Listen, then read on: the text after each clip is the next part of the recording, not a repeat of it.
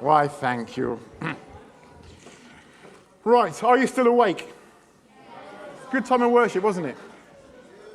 They always say putting worship out like that is the foundation for the word to come afterwards.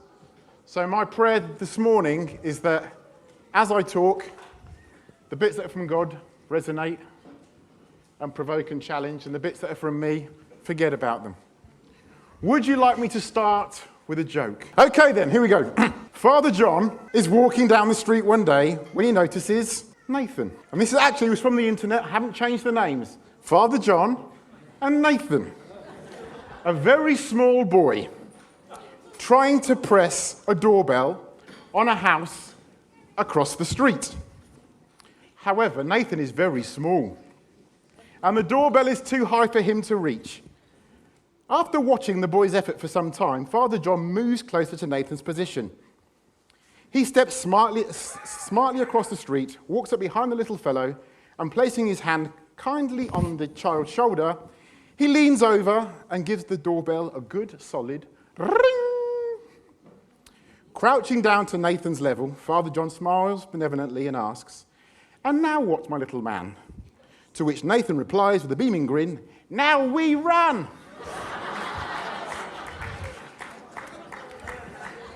It made me chuckle.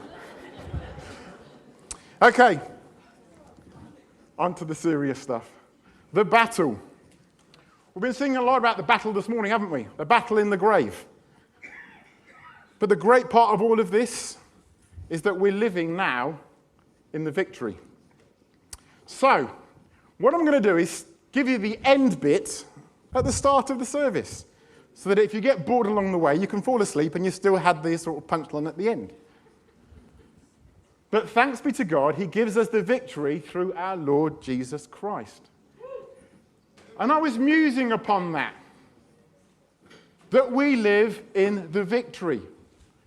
But does our body language, does our attitude, does our everyday life reflect that? Are we actually living in the victory? So, this morning I'm going to be talking about knowing your enemy, knowing about the battlefield, and knowing about the battle strategies. So if I say the enemy to you, what's the first thing that comes into your heads? Satan, the devil. Looks like this, doesn't he? Red with pointy thing, a big staff. Where does he typically attack? Attacks our families. Maybe our finances. Maybe we get ill from time to time, and there's illness and there's sickness around. All of these, we would say, are strategies of the enemy to keep us well and truly subdued. So what is the battlefield for us? Well, Daniel will like this bit. During World War I, when the men were sent out to fight in specific territories, which were crucial to the final outcome of the war, people referred to these soldiers as going to the front line. And when these men reached the front lines, they were usually thrown right into the heat of the battle, with heavily artillery fire going off, bombs exploding everywhere, wounded and dying soldiers absolutely everywhere. They were at the front. Now, sometimes as Christians, we think, what does the front line look like, being a Christian? Does it mean that we have to go abroad to work in places like Africa and Sierra Leone and all those sort of places we go and travel? Is that what it's about? Is it about being at the coalface? Is it about being on mission? Or is it a little bit closer to home than that? You see, I think when I read my Bible and when I look at this, taking up our cross daily, that's my battlefield. Why did Jesus say it? Because he knew what our human nature was like. He knew this wonderful thing which we can refer to as flesh messes up regularly. But he knew that every single day, and it's a daily thing to do, choose to do, is to pick up our cross, deny ourselves, deny our flesh, and put him first. Now, some days I forget to do it. I've got to be honest with you. And other days I think, I must do that, I must press in. God, what have you got for me today? But it's not an easy thing, is it? Picking up your cross. Denying yourself. I think as I'm speaking this morning, I might just do this wonderful thing. Apparently it's called taking a selfie. Look at this, people. Selfie. What does that start with? Self. You see, the mad thing is when we think about the cross, I also think about the fact that God has got a plan for me. That when we surrender our lives to Him, this plan goes into place. He knows our beginning from our end. He knows everything that goes on between those 2 points. So He spoke you into being. He spoke you into being in your mum's womb. And He knows the moment in time when you're going to leave planet Earth. You're going to die. So often I find myself so concerned about a particular point in my lifetime, in my lifeline, if you'd like to work it out that way. So beginning, end, I'm getting all concerned about this point in time. But God doesn't see me that way. He sees the whole of me. He sees the whole of my starting point and my end point just in a moment.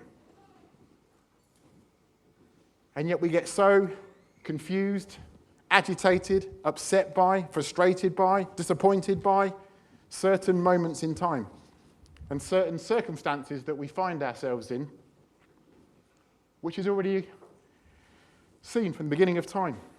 He knows your timeline. So there we go. It's the selfie stick. You see, we become so focused on ourselves. Life becomes about me. I hear that word an awful lot. But what about me? It's usually coming from the back of the car when there's a bag of sweets going around. I love this song. It's all about you, Jesus, and all this is for you, for your glory and for your fame. It's not about me. As if you should do things my way. You alone are God, and I surrender to your ways. Is that what we'd like to aspire to operate like? Do you find yourself sometimes doing this, though? It's all about me, Jesus. All this is for me, for my glory and my fame. It's not about you, because you should do things my way. This is my daily battle, to choose whether I make it about Him or whether I make it about myself. I'm going to try and stick to my notes today. I want it now. I never hear that in my house, honestly. The culture of today says, why wait? You can have it now. Even if you can't afford it, just borrow the money. It doesn't really matter. You see, do you, in those times between you and God, ask Him what He wants for you? Or are your prayer times more about creating a shopping list of, I would like this, I would like this, I would like this, I would like this, I would like this, I would like this. And while you're there, could I have that as well, please? We're going to talk a little bit about one of the things I think that reflects the flesh in a lot of life is the way that we speak, the way that we talk, the way that we communicate, what we get involved in. What sort of words are you speaking in your homes, at work, at church? Do they line up with the Word of God? Or do you flick and change dependent upon which circle of people you're around at a particular time? You see, I think we need to learn to take control of the way that we speak and what comes out of our mouths. Why is it important? Well, anyone who says he's a Christian but doesn't control his sharp tongue is just fooling himself. And his religion isn't much. Does anybody else here ever, as soon as they open the doors to the Mayfield School, put on their church voice? I need to speak properly now because I'm amongst church people. No F words here. You see, we've sung this morning, haven't we? We stood here, we've sung about God's goodness, we've sung about His praise. Yeah, we've come to a place of worship corporately together. Our mouths are filled of rejoicing. And yet, sometimes when we get to the office or the shops or the restaurant or other places, out of your mouth comes criticism, complaining, gossiping, and the occasional bit of backbiting. I have a wonderful family. There's 6 people that live in our house. It's always wonderful. There's never a heated word. You'll never hear an argument. You never hear the, me, get off, ow, she did this, he did this.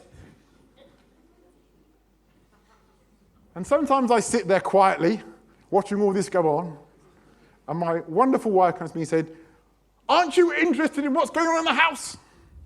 Oh, there's something going on, dear. I don't know if it's a man thing or what, but I have the ability just to zone out completely. It's like I flick on this filter, and it's all going off, and I'm completely not aware of it. But I'm having to learn to engage in those times. You see, ultimately, it's about being consistent.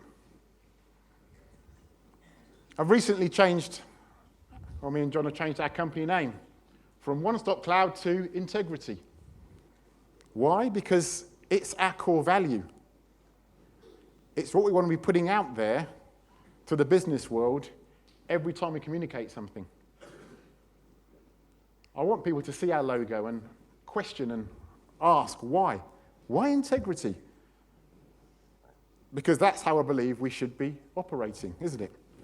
So are your houses full of arguments, backbiting, fighting, scuffles? Or are they a place of safety where forgiveness is displayed? And people come to visit. I'm always amazed. Sometimes I walk into my house and I say there's 6 people that live there. There's not. There's more than that, really. Our house is full of young people a lot of the time. I was talking to my brother over the Christmas holiday. He said, doesn't it bother you that you've got people in your house all the time? I said, no. My house is not my house. It's on loan. It's on loan to be used by the kingdom. That's why we have the house. I want my house to be a place where young people, or anybody really, can come and find a place of safety, sit around the table and have a meal. I'm not saying it's perfect. It's by no means perfect. But by submitting ourselves to God, it creates an environment which is attractive to those people that don't have that. Prompt to yourselves, how often do you open up your houses and not be concerned about the new carpet you've just laid down, or the noise, or the vibrancy, or having young people there, or inviting somebody back that's lonely? It's not your house. It's been given to you, I believe, on loan by God to use for his purposes. So sometimes certain things slip out of my mouth, very occasionally. But it's so easy to get caught up with what the world is doing. Who's heard of this wonderful word called banter? It's only banter. Banter is a posh word for, all sorts of unpleasant stuff, typically. We laugh at the most unpleasant stuff. We find it amusing. We find it just touches the spot where you can have a giggle. But a lot of the stuff that is communicated via banter is about putting somebody else down, about victimizing, about bullying, about all those things which are not good. And yet you find yourself caught up in that.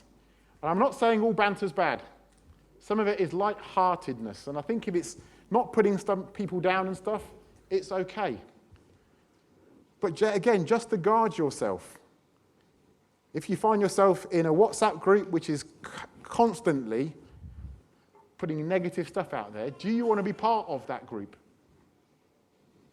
Or do you want to try and change the culture of that group into something that's more positive?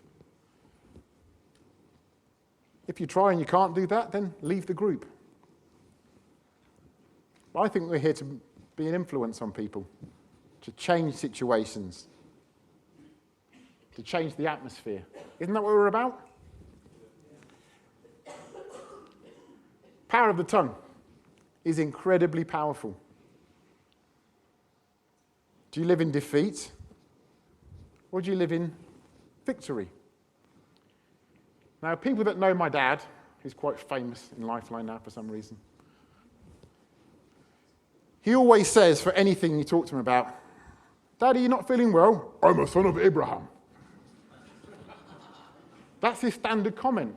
And it started off being a real joke. But over the years, I started to understand what he meant. He was not going to sort of say to himself, I feel ill, I feel weary, I feel tired, I am depressed, I am this. We're back to the I ams. Rather than who he says that we are. I may feel under the weather, but by his stripes, I'm healed. I may not feel that instantaneously, but my focus goes to him rather than to the circumstance I find myself in at this moment in time. So I'm not saying it's willpower, but I'm saying it's declaring stuff from your mouth, which you know to be scripturally true. Because if it says in his word that by his stripes we're healed, then by his stripes we're healed. So, prompt to some of you. In your workplaces, is what's coming out of your mouth good, wholesome? Does it build people up? Or does it tear people down? When you think about God of creation, spoke into the void, what happened? 100 billion galaxies were formed. And we're made in his likeness. And the thing I've been musing over in recent weeks is the fact that the stuff that comes out of here has creative power. It has the ability to change things. Think about it. When you come to know Jesus, what did you do? You declared with your mouth, I believe you died for me. I believe you rose again. It's a declaration that comes out of our mouths. So are we a people that is kind and compassionate to one another? Do we regularly forgive one another? Because we can say all this stuff, but in the heat of the moment, it's okay when things are going well and things are going easy. It's when the little trials come in. Somebody gets your back up at work. Do you think to yourself, how do I need to respond to that person? Do I respond like all the other work colleagues, which is, let's go gossip about them. Let's go moan and groan about the boss. Let's go and get other people on my side so I've got a case then to bring. Or do we ask for God's wisdom as to how to interact, how to deal with that, how to show forgiveness, how to get alongside, how to change the atmosphere? You see, a single person, a single one of us can change the entire atmosphere of our workplace if we ask God for help to do that. You can change the atmosphere. His light overcomes the darkness. Do you see yourself as weak and feeble and run down like a bag of bones? Do you find it difficult to get out of bed every day, to start each day? Thinking it's much easier just to stay put. Life is so difficult. Do you speak words of discouragement to yourself as the first thing you do of the morning? This aches, that aches, this hurts. Work's going to be terrible. Oh, I've got to deal with the family tonight as well. Who's coming around for dinner? Oh my goodness. Is that the start of your day sometimes? Or is it, God, what have you got for me today? Where can I see you at work? Where can I see you touch down and change people? Will you make the mealtime this evening just such a time where we get to talk about you, God? Share stories, get excited, build up our faith with one another. Sometimes I go to people's houses and have meals and come back and I've forgotten what the food is like because the spiritual food is far tastier than the food. Wouldn't you rather have spiritually being fed than a wonderfully tasting meal? If you get both, it's a double bonus. But is that the first thing on your mind? God, I want to be fed tonight. Daniel prompted people earlier, if they were feeling that they wanted something from God today, to reach out. We don't do that enough.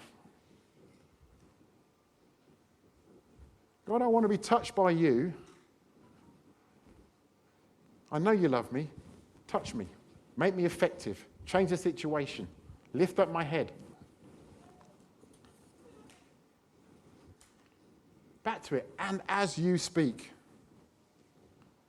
So our words have power to build up or tear down. We need to make a daily choice. That's picking up your cross, denying yourself and saying to him, I put you first. I put you first. We can smile, but do we ever catch ourselves in any of that? I know I do. Can I give any more? What do people expect? I'm tired. I can't be bothered to do anything more. Nobody bothers coming around here. Watch yourselves. Watch yourselves. Because you're back to, this is about me. Self-pity happens all over the place. I think self-pity can bring us back to where we've come from. That old life we left when we started to follow him. Yeah? We start to look back over our shoulder. And then we start to question, is this thing really worth it? Is pursuing God really worth it? Because it's just as hard here as it was before. I thought it was meant to be better. Does that make you feel better? Just for a couple of moments in time it may do. But I want to talk about long-lasting. A place of not living under that darkness of worry. Because worry can completely consume us. And I believe worry is faith in reverse. Why do you want to live worrying about everything? You see, Jesus commanded us not to worry about what we were going to eat or to drink, or be concerned with the clothes that we wear. We know that Jesus wants us to cast all our cares upon him. We know that God has provided a place for rest that we can enter in. His mercy and his grace. We know God has promised to supply all our needs according to his riches in Christ Jesus. He's not going to leave us or forsake us. All of these are promises. They're all in his word. And yet sometimes the enemy comes in and says, it's time to worry. You've got an unexpected bill that comes in. It's time to worry. There's talk of redundancies at work. It's time to worry. What happens if? What happens if? What happens if? What happens if comes to mind. And we find ourselves on a spiral downwards. What's the antidote of that? Pressing into him. Reading his word. Reading his promises. Yeah? Don't let it get there. Talk to somebody about it. When the enemy comes in like a flood, the battle belongs to the Lord. Recognize you're not alone in the battle. He's there with you.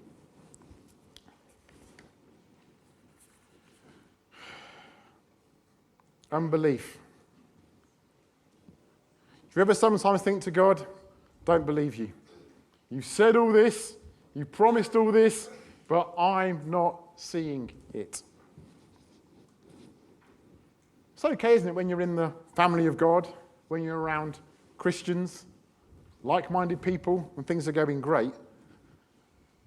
Take yourself out of the situation, put yourself into a different situation, and suddenly you start to sometimes doubt God. You doubt that he's got your back. You doubt that he's going to protect you. You doubt that you're chosen. You start to question. He is faithful. We just got to be alert. Have our antennas up to sort of recognize the voice of the enemy when he comes in. The enemy very rarely says anything nice to us. He doesn't say you're wonderful. Yeah? What does he think of you? He wants to pull you down. He wants to remind you of what you've left. Are you really saved? He's a bit of a broken record, really. And the thing I recognized is sometimes, and I find myself doing this, I think of the God and the devil like this, and they're not. They're not. God could blow Satan in a moment, could vaporize him, and all the demons with him. But back to my original slide, the victory's already happened. We're just involved in the match, and we're seeing it unfold as we go along. It's great to be on the victorious team. See, yesterday I had to go and mow the lawn. And I hate mowing the lawn, because it makes my eyes stream, I feel really grumpy about it. But I went to mow the lawn because Tottenham had lost. And I was so agitated and so frustrated and thinking, why does this thing affect me so much? I'm going to mow the lawn. T goes, really? That's nice of you. By the time I got to the end of the lawn, I felt a little better. Not much, but a little better. Then I thought I'd flip the rugby on. It was one of those days, wasn't it? Just like double whammy. Double whammy. Half time I'm thinking, England stonking it. That's going to ease the blow from Tottenham's defeat. Oh no. Up the Welsh. But it's amazing how quickly our emotions are affected, how we're affected by the circumstances that we find ourselves in. Self-righteousness. Ooh. This one's a little bit painful. If you want to know about self-righteousness, read the book of Job. Poor guy. I think I would have given up the life after the first wave hit me. He lost everything. His wife, his children, possessions, his home, the whole shebang. How quickly through that process would you have given up? Ultimately, whatever circumstances we face, God permits to happen to us. Bit of a weird one, that, isn't it? But I have to go back to that thing. He knows my beginning from my end. And he puts things in place to ensure that I reach the destination that he has got for me. So when the battles come, and the mountains come, and the difficulties come, I remember, I'm trying to look at it as God looks at it. It's part of my development. It's part of my shaping. It's part of me dying to self. It's part of my flesh getting into line. Me telling myself it's not the circumstances. Back to the first slide. So in summary, have one of these things resonated with you this morning? Be it your thoughts, or your circumstance, or the way that you are at work, which is very different from the way you are here? Are you consistent? You see, we can allow ourselves to control ourselves. Or we can recognize that there's a better way of operating, a better way of being, and there's a helper there that he's deposited in us to enable us to win through. And we forget that sometimes, I think. that same Spirit, not a different one, that same Spirit that raised Jesus from the dead resides in us. And do you remind yourself of that every day? Do you tell your flesh to get into line every day? Do you pick up your cross every day? Say, flesh, get into line. It's a very simple thing to do. There's a wonderful word called repentance. And that means turning around and away from the stuff that God has put on your heart this morning to turn around from. And as we do that, we make it about Him again. It's not about us. It's about the journey. It's about allowing Him control.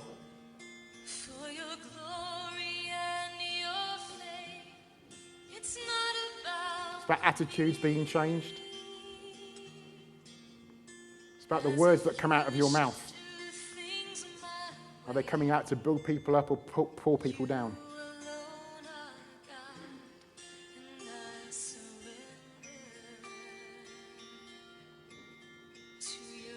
Is there bitterness anywhere in your heart? Bill Johnson says bitterness is premeditated murder. It starts from a seed of bitterness.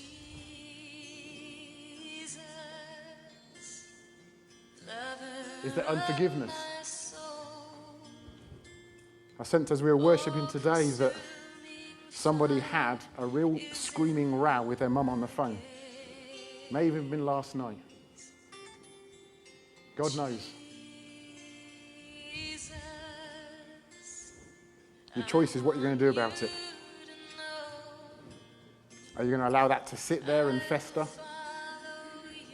Do you actually agree with what you said to your mum last night? Or did that come from a place of bitterness, anger, resentment? Because Jesus can help you fix that. Is there jealousy in your heart? Are you looking at what other people have got? A nicer house, a bigger car, plenty of money. And you think, Jesus, I'm giving everything for you, but I haven't got that. Let it go.